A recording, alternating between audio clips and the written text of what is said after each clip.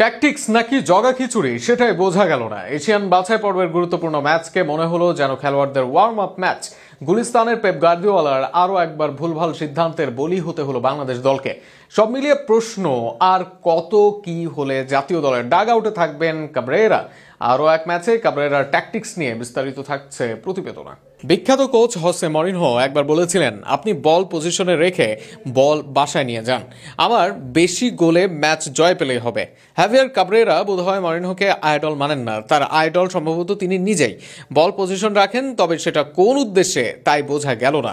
হংকংয়ের বিপক্ষে বাংলাদেশের ম্যাচটা এশিয়ান গেমসের ডু অর ডাই ম্যাচ, তবে কাবরেরাকে দেখে মনে হলো অ্যাওয়ে ম্যাচের ড্র নিয়ে কোনো রকম চাকরি বাঁচাতে মনোযোগ তার।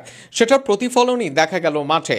হামজা সৌমিত্রা একের পর এক বল পেয়েছেন, বল দিয়েছেনও, তবে বাকিদের মনোভাব যেন মোটেও গোল করার মতো ছিল না। বাংলাদেশ দল বেশিরভাগ সময় খেলেছে ব্যাকপাস, গোলরক্ষক থেকে বল মাঝ মাঠে গেছে, আবার মাঝমাঠ থেকে ফেরতও এসেছে।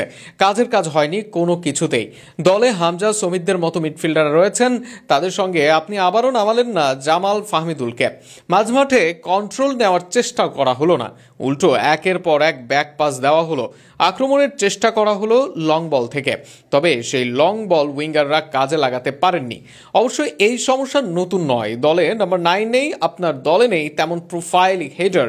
আপনাকে তাই সুযোগ আনতে হবে বিল্ড আপে, সুযোগ আনতে হবে সবার পজিশনের এক্সচেঞ্জ করে।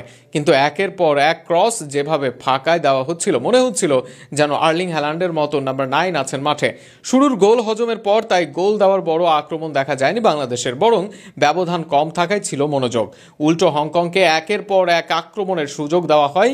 এদিনও শুরুর একাদশে থাকেন ফাহিম ও সোহেল রানা, তবে তারাও কাজের কাজ কিছুই করতে পারেননি। অবশ্য যে ধরনের ট্যাকটিক্স দেখান কোচ, তাতে বিশ্বসেরা খেলোয়াড় আসলেও যেন হয়ে যাবেন ঢাল তলোয়ারহীন নিধিরাম সর্দার। তাতে বিশ্বসেরা খেলোয়াড়রা আসলেও যেন হয়ে যাবেন ঢাল তলোয়ারহীন নিধিরাম সর্দার। সব মিলিয়ে ফলাফল যাই হোক, এখানেই শেষ করা উচিত কাবরেরা অধ্যায়।